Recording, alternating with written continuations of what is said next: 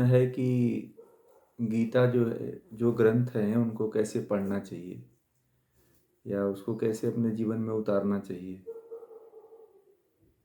यही चीज़ है ना। जी जी, ठीक है। तो देखिए, हम कोई भी ग्रंथ पढ़ते हैं, जो गीता पढ़ते हैं या ज्ञानेश्वरी पढ़ते हैं या कुछ भी योग के कोई भी ग्रंथ को पढ़ते हैं, तो सबसे पहले तो हमें ये ध्यान देना ज़रूरी होता है कि कोई भी ग्रंथ पढ़ें तो एक बार आप पढ़ने से पहले आप अपने माध्यम से पढ़ते हैं, अगर वह आपके चित्त में नहीं उतर पाता है, ठीक है, कोई भी आप ज्ञान लेते हो, अगर आपको वह चित्त में नहीं उतर पाता है, तो आप कहीं किसी गुरु या आचार्य से उसका एक बार अध्ययन करें। तो उससे क्या होता है कि जो हमारी पहुँच है वहाँ तक नहीं होती है, तो वह जो हमारे अंदर कमियां होती हैं या जो हम उस स्तर तक, उस हद तक नहीं पहुंच पाते हैं, या हमारा उतना ज्ञान नहीं कि हम उसको पूरी तरह से आत्मसात कर लें जो गीता है। तो देखिए, मैं गीता जो है लगभग अभी दूसरी बार ऑनलाइन में पढ़ा रहा हूँ। इससे पहले मैं ऑफलाइन बहुत पढ़ा चुका हूँ। तो अभी दूसरी बार मैं ऑफलाइन ऑनलाइन गीता पढ़ा रहा हूँ। तो इसमें जो मैं गीता पढ़ाता हूँ, वह गीता जो है किन सिद्धांतों पे काम करती है और किन सिद्धांतों पे गीता को आप समझ सकते हो, सबसे पहले हम उसको रखते हैं। जैसे गीता आपने पढ़ने के लिए उठाया, तो गीता को पढ़ने के लिए कुछ सिद्धांत हैं, या ज्ञानेश्वरी को पढ़ने के लिए आपने उठाया, तो ज्ञानेश्वरी को पढ़ने के लिए आपके पास कुछ सिद्धांत हैं जो भगवान श्री कृष्ण ने जो भगवत गीता का जो उपदेश दिया था, वह मुख्य रूप से एज ए वह सांख्य दर्शन है। सांख्य दर्शन का भगवान श्री कृष्ण ने व्यवहारिक रूप जो है अर्जुन के सामने रखा था। ठीक है, सांख्य दर्शन का वो, उसमें ज्ञान योग था, कर्म योग था, भक्त और उपासना था, जिसको भक्ति कह देते। असल में जो गीता भगवान श्री कृष्ण ने सुनाई है, वह मुख्य रूप से ज्ञान को लेकर के सुनाया है कि व्यक्ति अपने जीवन में उस ज्ञान को सही तरीके से जान करके और उसको अपने जीवन में उतार सके। तो देखिए, सिद्धांत होते हैं।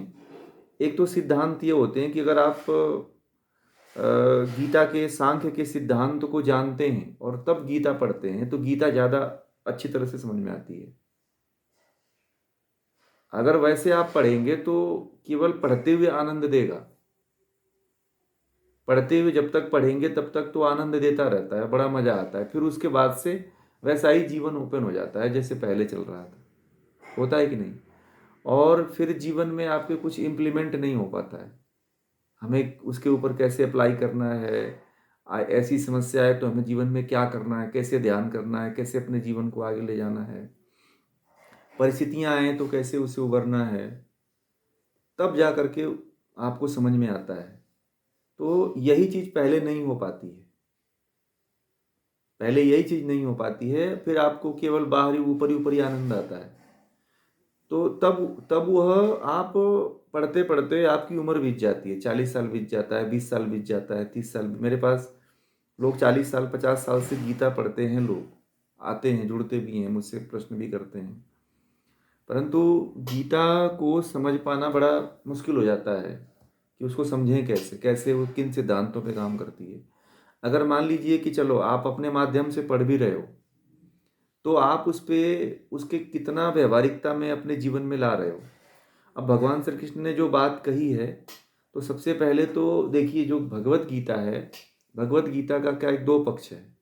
भगवत गीता जो है, जो महाभारत की जो मूल भगवत गीता है, जो अभी वेद, जो गीता प्रेस गोरखपुर से जो महाभारत मिलता है, उसमें जो भगवत गीता है वो मात्र उसमें 150 श्लोक है। ठीक है, वो उस भगवत गीता में मात्र 150 श्लोक हैं। और जो मूल गीता है, मात्र उसमें 70 या 71 श्लोक हैं।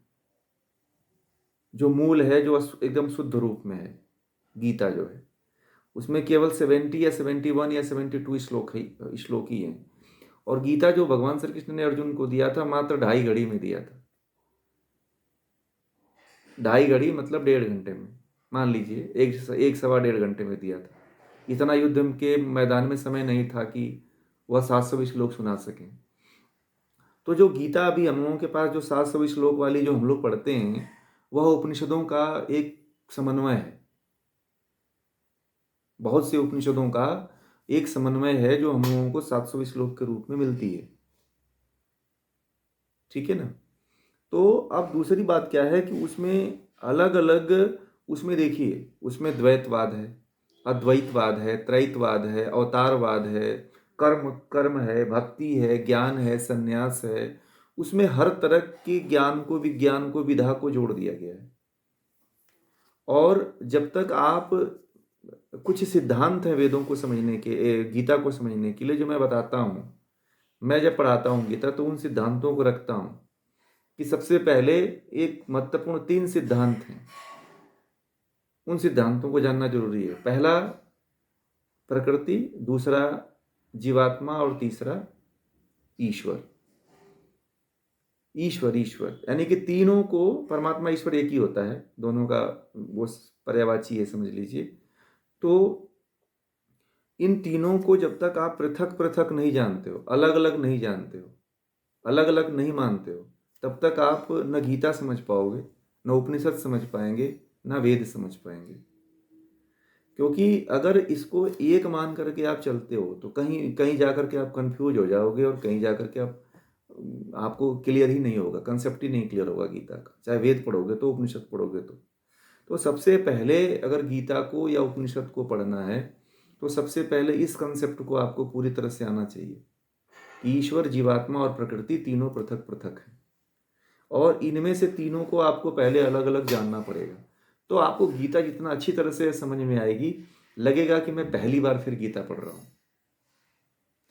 अभी तो जो भी गीता लोग पढ़ते हैं, करीब 80%, 90% लोग जो है गीता के महात्म्य को पढ़ करके गीता को बस बाँच लेते हैं। ठीक है, और बाँचते हैं और वो सोचते हैं कि मेरा कल्याण हो जाएगा, क्योंकि महात्म्य में लिखा हुआ है कि इस अध्याय को एक ब्राह्मण था, उसने बस सुन लिया, और दूसरे ब्राह्मण ने बाँच रहा था तो वो भगवान आए और उसको बैकुंठ में बैठा के ले गए। ऐसे पूरा महात्म्य की कहानियाँ हैं। अब लोगों के मन में ये पूरा भरा हुआ है कि इसका पाठ करेंगे तो हमें वैकुंठ की प्राप्ति होगी, इसको अपने घर में हम बोलेंगे, केवल 1 बार 2 बार पढ़ लेंगे तो कल्याण हो जाएगा। तो गीता व्यवहारिकता का ग्रंथ है। गीता केवल सुनने से या सुनाने से यह अपने जीवन में नहीं उतरती है, चाहे ज्ञानेश्वरी हो। तो गीता ज्ञानेश्वरी दोनों एक ही है, दोनों में बहुत विशेष अंतर नहीं है। मैंने भी पढ़ा है तो बहुत ज़्यादा विशेष अंतर, एक ही है वो। तो कहने का मतलब है कि जब तक आप इन सिद्धांतों को नहीं समझते हैं, और दूसरा जो है गीता में पुनर्जन्म है ना, कर्म का, कर्मफल की पूरा एक एक एक सिद्धांत है। तो और इस प्रकृति का, जीवात्मा का, क्षेत्र का, क्षेत्रज्ञ का, सत्य का, सत्य रज तम का, जब ये सत्य रज तम पूरा सांख्य आ जाता है, पंच महाभूत आ जाते हैं, पंच तन्मात्राएं आ जाती हैं, 5 ज्ञानेंद्रियां, 5 कर्मेंद्रियां, जब तक आप इनको आप नहीं समझ पाते हैं अच्छी तरह से, तब तक आप गीता को अपने जीवन में आत्मसात और व्यवहारिकता में नहीं उतार पाएंगे। उसको व्यवहारिकता में लाने के लिए गीता के सबसे महत्वपूर्ण उसके सिद्धांतों को समझना जरूरी है। तब जाकर के गीता आपको इतना आनंद आएगा कि फिर लगेगा कि मैं अपने जीवन में पहली बार मैंने गीता को पढ़ रहा हूँ। वैसे गीता को जितनी बार आप पढ़ोगे उतनी बार आपको नया नया ज्ञान का अनुभव होता है। परंतु क्या होता है कि वो जब पढ़ते हुए ही बस मजा आता है, आप जैसे ही रखते हो फिर आप पहले वाले धरातल पे चले जाते हो, आपके मन में वह विचार, वह भाव फिर आता नहीं है। वो क्या होता है, फिर वो ऊपर उतर जाता है, और हर बार यही होता है कि नहीं। वो हर बार ऐसे ही होता है कि लग रहा है कि मैं पढ़ रहा हूँ, और फिर पढ़ने का मन करता है। जैसे कि मान लीजिए आपने खाना खाया, तो खाने से तृप्त नहीं होते हैं आप, चाहे मान लीजिए कि इंद्रियां हैं, किसी वस्तु का भोग कर रही हैं, तो एक बार भोग कर लिया तो बार बार भोग करने का मन करता है। तो वह भी वैसा ही हो जाता है कि एक बार खा लो, फिर दूसरी बार खाओ, फिर ऐसे करो, फिर एक बार और पढ़ो, फिर एक बार और पढ़ो। तो ये क्रम चलता तो है, परंतु वह ज्ञान जो है आत्मा के गहराई तक नहीं उतर पाता है। अगर वह आत्मा तक पहुंच जाए, देखिए केवल कुछ ज्ञान होता है जो केवल इंद्रिय और मन तक पहुंचता है, और जब आप किसी से पढ़ते हो तो वह ज्ञान इंद्रियों के द्वारा मन तक पहुंचता है और मन के द्वारा वह बुद्धि तक ले जाया जाता है। ठीक है। और फिर आप जब किसी गुरु या आचार्य से पढ़ते हो तो वह ज्ञान बुद्धि के द्वारा आत्मा तक पहुंचती है, और जब वह ज्ञान आत्मा तक पहुंचती है तो वह आत्मसात इसी को कहते हैं कि अब आपने उस ज्ञान को आत्मसात कर लिया। तो वह ज्ञान फिर आपका भूलता नहीं है, फिर वो परमानेंट हो जाता है। फिर आप पढ़ते हो तो आप अपने जीवन, वो आत्मा तक जब कोई भी ज्ञान पहुंचता है तब वह जीवन में उतरने लगता है, व्यवहारिकता में उतरने लगता है, तब आप उसमें जीने लगते हो। आपका तब जा करके जीना प्रारंभ हो जाता है वह। तो ऐसे आप पढ़ना शुरू करिए। ठीक है। मैं शाम को, अभी हमारी गीता की क्लास होती है 4 बजे से, 4 से 5 बजे तक। आप उसमें एक बार जुड़ो, आप जुड़ करके देखो, अब आपको पता चलेगा। ठीक है। और बाकी अगर आपको सुनना हो तो उसके लिंक पूरा यूट्यूब चैनल पे पूरा मिल जाएगा, जितनी क्लासेज हुई हैं दोनों गीता मिल जाएगी आपको, तो वहाँ से भी आप सुन सकते हैं। तो आपको ये पूरा गीता समझ में आ जाएगी, व्यवहारिकता में कैसे प्रयोग करना ये भी आ जाएगी, फिर आप प्रयोग भी करने लग जाएंगे। और गीता जैसा आप लोग पढ़ते हो, गीता वो नहीं है, वैसी गीता नहीं है।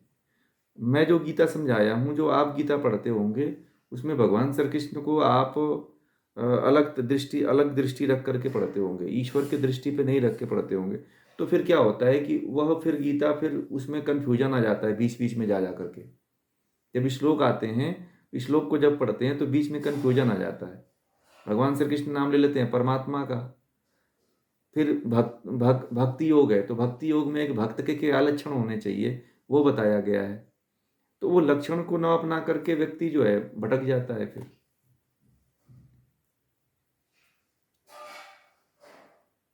हाँ, केवल उस अर्थ समझ करके उसी समय आनंद आता है, बाकी फिर उतरता नहीं है वो, है ना। जैसे सुन लिया आपने ज्ञान, तो सुनते हुए तो बड़ा मजा आया, फिर वो अंदर गहराई तक नहीं पहुंचा तो फिर कोई मतलब नहीं है। फिर आपने इतने दिन तक तो बहुत से सत्संग सुने होंगे, बहुत से लोगों को आपने सुना होगा, बहुत से लोगों से गीता भी आपने सुनी होगी, परंतु जब तक उसके सिद्धांतों को आप नहीं समझते हैं, गीता में सबसे अधिक जो है सांख्य योग की बात आती है। अगर आप योग दर्शन आप समझते हैं या सांख्य दर्शन समझते हैं तो गीता को आप समझ लेंगे। भारत का बहुत सा जनमानस जो है जितना है, वह गीता को बहुत कम समझ पाता, ऊपर ऊपर की तरह समझता है, ऊपरी भाषा में समझता है। जब तक उसको आंतरिक धरातल पे नहीं उतारता है तब तक वह नहीं समझ पाता है उसको। और वह गीता है सांख्य के आधार पे। बहुत से लोग सांख्य पढ़े नहीं हैं, सांख्य को जानते नहीं हैं, तो इसलिए वो गीता बहुत करीब 5-10%, 20% घुस जाती है, 80% तक वो नहीं पहुंच पाती है आपके धरातल पे तक। ठीक है ना। जी जी। आप जुड़िएगा, या महेंद्र जी से जुड़ते हैं तो आपको लिंक भेज देंगे। आपका नंबर तो नहीं है, उनके पास नंबर होगा तो वो आपको भेज देंगे, तो वहाँ से आप सुनने का प्रयास करिएगा, तो आपको ज़्यादा इसका नॉलेज होगा। जी जी। और किन्हीं का कोई प्रश्न है तो बताएं।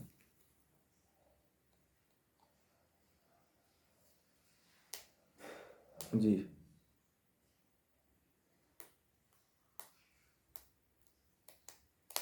उसके बारे में ना मैं एक दिन आप लोगों को सूचना दूंगा। मैं सोचता हूँ कि उसका एक दिन, 2 या 3 दिन उसकी क्लास चलेगी, एक दिन में नहीं होगा वो। तो मैं उसकी, जैसे कि मेडिटेशन का एक सूचना देते हैं कि आज मेडिटेशन होगी, उसी तरह से 16 संस्कार का एक दिन। 16 संस्कार बहुत अच्छा विषय है असल में, और 16 संस्कार हर व्यक्ति को जानना चाहिए। ठीक है। और एक एज एक वर्कशॉप टाइप का हम उसको रखना चाहते हैं कि उसमें बहुत से लोगों को 16 संस्कारों के बारे में पता चल सके कि इसका महत्व कितना है। अब यहाँ पे मान लीजिए 5-10 मिनट में रख देंगे, अब वो विषय है, मुझे लगता है 2-3 दिन उसमें लग जाएगा। तो उसको हम एक व्यवस्था के अनुसार रखना चाहते हैं कि उसमें 2-3 दिन लग जाए और आप लोग अच्छी तरह से उसको समझ लो। अब ऐसे बता देंगे, नाम केवल गिना देंगे तो फिर आपके मन में वो नहीं आएगा, फिर उतर ही नहीं पाएगा वो। और कैसे उसको करते हैं, किस तरह से उसको अपने जीवन में धारण करवाते हैं, ठीक है ना, उसको बताएंगे हम। आप लोग दूसरा कोई प्रश्न रख लीजिए, क्योंकि ये विषय बहुत बड़ा है। तो हाँ, शत्रु की परिभाषा। देखिए, शत्रु वह है जो हमें, आप शत्रु का जो तात्पर्य जो निकलता है, शत्रु जो है कि कोई भी है, कोई भी व्यक्ति है, चाहे आप हो, चाहे कोई आपके एंटी में हो, चाहे दूसरा है, या मित्र भी हो सकता है, या दोस्त भी हो सकता है, भाई बहन, कोई भी आपका रिलेशन में, आपका सगा संबंधी, आस पड़ोस, कोई भी हो सकता है। जब उसके जब उसके उसको लगता है कि उसके जो है हक का, या उसके हिस्से का कुछ वस्तु, या उसके निजी स्वार्थ का, या उसके उसके निजी जीवन में, या व्यक्तित्व में, या वस्तु में, या स्थान में, यदि आपके प्रति कोई लगता है कि आपका प्रभुत्व उसके ऊपर ऊपर पड़ रहा है, तो वहां पे उस चीज को बर्दाश्त नहीं कर पाता है, ठीक है। तो जब वह उसको बर्दाश्त नहीं कर पाता है, तो फिर आपसे उसके प्रति क्रोध की भावना उत्पन्न होती है, ठीक है। जब आप किसी वस्तु को प्रेम में, अच्छे भाव में या बुरे भाव में, किसी चीज को जब आप लेने की कोशिश करते हो, चाहे आपके हक की हो, तब भी यदि कोई ज़्यादा समय से उस पर काबिज हो आपके, मतलब कोई अच्छी चीज़ पे, और आप उसको उससे लेना चाहते हो, तो फिर आप उसके दुश्मन बन जाओगे। या फिर किसी को जान माल से आप मार देते हो, या किसी की ज़्यादा क्षति पहुंचा देते हो, गाली दे देते हो, या आप शब्द कह देते हो, तब वहाँ पे आप शत्रु हो जाते हो उसके। तो वो केवल आपसे शस्त्र से ही बात करता है वो, इसलिए आप शत्रु उसके हो जाते हो। तो शत्रु की परिभाषा यही है कि वह स्वार्थ के लिए, स्वार्थ और क्रोध का एक मिश्रण होता है। जो शत्रु, जो दुश्मनी जो बनती है, दुश्मनी का जो प्रादुर्भाव होता है, वह स्वार्थ और क्रोध से उत्पन्न होता है। जहाँ पे स्वार्थ और क्रोध होता है, वहां से वो शत्रुता उत्पन्न होती है। तो निजी स्वार्थ अगर आपका हो गया, या फिर क्रोध हो गया, या फिर आपका एकदम स्वार्थ हो गया, घना स्वार्थ हो गया, तो वहां से दुश्मनी जो है प्रारंभ होती है। तो पांडवों में भी क्या था, निजी स्वार्थ था ना, निजी स्वराज का स्वार्थ था, इसलिए शत्रु बन गए। जैसे कि मान लीजिए कि एक, जो युद्ध, जितने भी युद्ध हुए हैं, वह जमीन या स्त्री को लेकर के हुए हैं।